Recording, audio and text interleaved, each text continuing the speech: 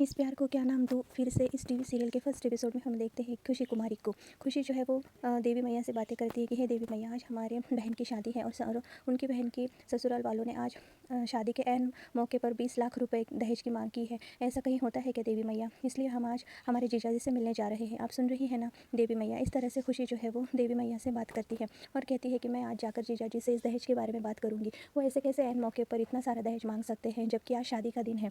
बस आप हम पर अपनी कृपा बनाए रखना। हम उन्हें जल्दी मिलकर सारी सच्चाई बता देंगे। हम उन्हें पूछेंगे कि ये सब दहेज की मांग आपने की है या आपके घर वालों ने, और आप अपने घर वालों को इस दहेज के बारे में समझा दीजिए कि ऐसे नहीं होता। हमारी जीजी बहुत अच्छी है और भगवान करे कि आप भी वैसे ही हो जैसे कि हमने आपके बारे में सोच रखा है। और हम आज माँ बाबूजी से बिना बोले पहली बार इस घर से बाहर जा रहे हैं। ऐसा कहकर वो देवी मैया का आशीर्वाद लेकर वहाँ से निकल पड़ती है।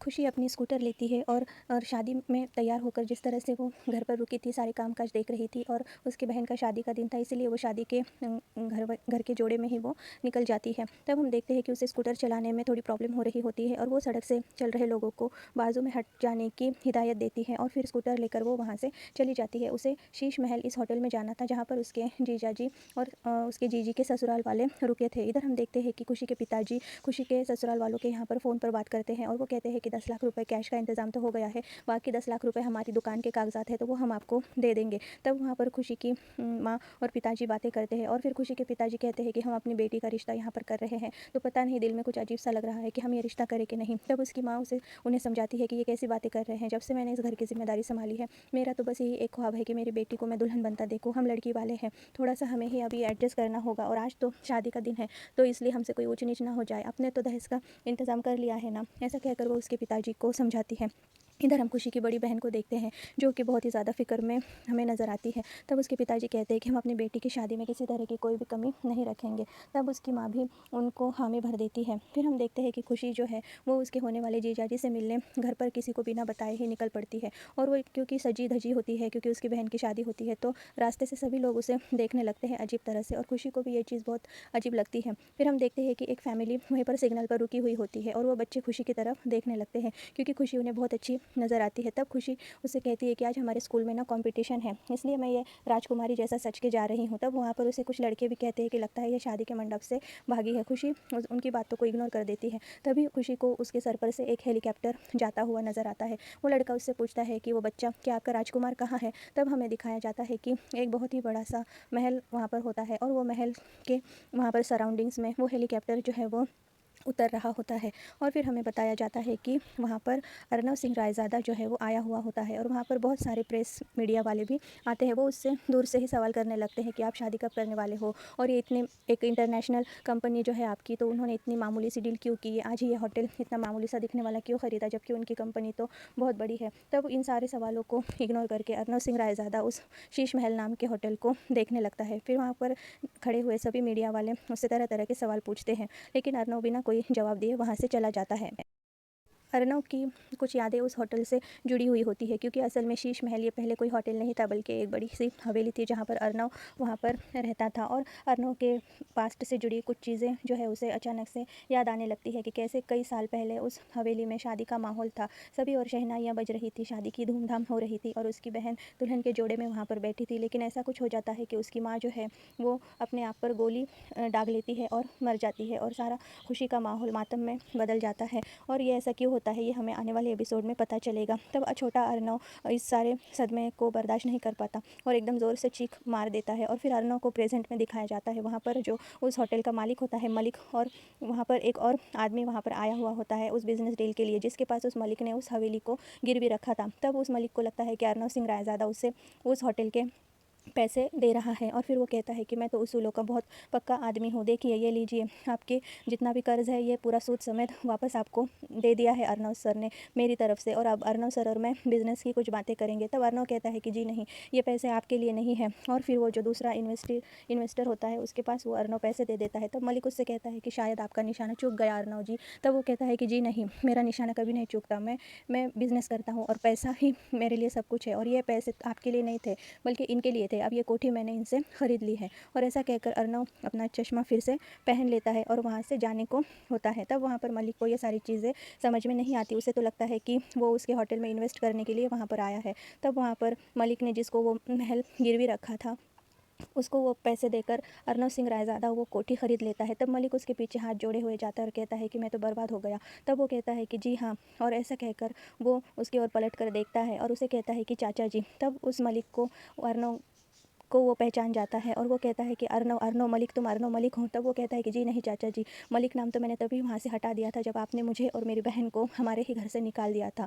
तब वो कहता है कि तुम ऐसा मत करो, तुम ऐसा नहीं कर सकते, मैं तुम्हारा चाचा हूँ। तब वो कहता है कि जी नहीं, मैं सिर्फ अर्नव सिंह रायज़ादा हूँ, ना कि अर्नव मलिक। और फिर मलिक वहाँ पर रोने लगता है और इस तरह से अर्नव वो कोठी अपने नाम कर लेता है। इसके पीछे की स्टोरी जो है हमें बाद में पता चलेगी। फिर हम देखते हैं कि खुशी जो है वहीं पर शीश महल में आने को होती है, क्योंकि वहाँ पर उसके जीजा जी और उसके जीजी के ससुराल वाले होते हैं। तब उसकी बहन उसे फ़ोन करती है और कहती है कि आप हमें बार बार फ़ोन मत कीजिए, हमारे फ़ोन की बैटरी लो है। और फिर वो उसकी जीजी उससे कहती है कि हम ये सब जो कर रहे हैं वो सही है ना? तब वो कहती है कि हाँ, दुकान के कागज़ात भी मैंने ले लिए हैं और मैं जीजा जी से इस दहेज के बारे में बात करूँगी। वो ऐसे कैसे ऐन मौके पर हमसे 20 लाख रुपए मांग सकते हैं? आप इत्मीनान रखिए, देवी मैया सब कुछ ठीक कर लेगी। ऐसा कहकर वो अपनी बड़ी बहन से बात करती है। तभी उसके फ़ोन की बैटरी डेड हो जाती है और शाम भी हो जाती है। फिर हमें पता चलता है कि अर्नव सिंह रायज़ादा ने उस होटल में एक फ़ैशन शो रखा था, जो उसके कपड़ों का वहाँ पर एडवर्टाइजमेंट करने वाला था। और फिर वो फ़ैशन शो वहाँ पर शुरू हो जाता है। अर्नव अपने फ़ैशन ब्रांड के बारे में सभी मीडिया वालों को इन्फॉर्मेशन देता है। फिर वहाँ पर उसके पर्सनल ज़िंदगी के बारे में सवाल पूछे जाते हैं कि इस शहर से आपका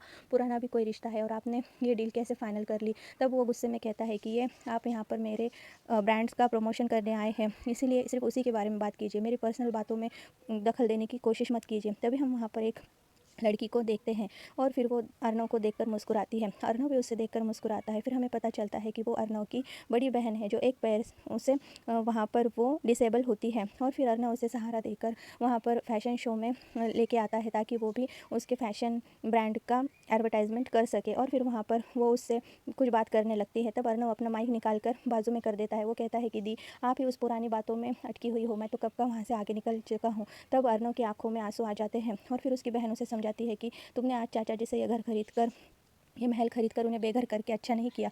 तब अर्नव वहाँ पर सभी को अपनी बहन से इंट्रोड्यूस कराता है और उसकी बहन फिर वहाँ पर चुप हो जाती है। उधर शादी के मंडप में बारात आने को ही होती है, ऐसा घर के लोग समझते हैं और फिर वो सभी तरफ खुशी को ढूंढने लगते हैं। तब उसकी माँ कहती है कि दुकान के कागजात भी नहीं मिल रहे, अगर अभी बारात आ गई तो हम ऐन मौके पर उन्हें पूरा दहेज कैसे दे पाएंगे? ये तो हमारी बेटी की ज़िंदगी का सवाल है। और खुशी की बहन भी ये सारी बातों से परेशान हो जाती है कि खुशी अभी तक लौट कर नहीं आई है। तब खुशी जो है आखिरकार वहाँ पर शीश महल में पहुँच ही जाती है और फिर वहाँ पर रिसेप्शन पे वो रूम नंबर 51 किस तरफ से है वो पूछती है। तब वो रिसेप्शनिस्ट शायराना अंदाज में उसे कुछ कहता है तो खुशी को कुछ भी समझ में नहीं आता और वो कहती है कि आप हमें मत बताइए कि किस तरफ से उसको रास्ता जाता है, मैं ये रास्ता खुद ही ढूंढ लूँगी। और फिर वो देवी मैया का नाम लेकर उस रूम को ढूंढने के लिए निकल पड़ती है। उधर अर्नव के कपड़ों के ब्रांड का फ़ैशन शो चालू हो जाता है और फिर उस ब्रांड की थीम होती है रेड कलर, इसीलिए सभी मॉडल्स रेड ड्रेसेस में आई हुई होती है। अर्नव का ध्यान उन मॉडल्स की तरफ बिल्कुल भी नहीं होता। अर्नव कोई चीज़ें जो है वो सोच रहा होता है और वहाँ के जजेस भी वो फ़ैशन शो देख रहे होते हैं। तभी हम देखते हैं कि खुशी वहाँ पर आ जाती है और वो मॉडल समझती है कि यही हमारे शो की मेन मॉडल है, इसीलिए वो उसे खींचकर उस फैशन रैंप पर ले आते हैं और कहते हैं कि सीधे से चुपचाप चलो। तभी वहाँ पर वो इतने सारे लोगों को देखकर हैरत में पड़ जाती है और उसे समझ नहीं आता कि वो ये कहाँ आ गई और वो बहुत ज़्यादा डर जाती है। तभी वहाँ पर 2 मॉडल्स आती हैं और उसे ज़बरदस्ती पकड़ लेती है और कहती है कि चलो हमारे साथ। तब खुशी कहती है कि आप हमें गलत समझ रही है, हम वो नहीं है जो आप समझ रही हैं।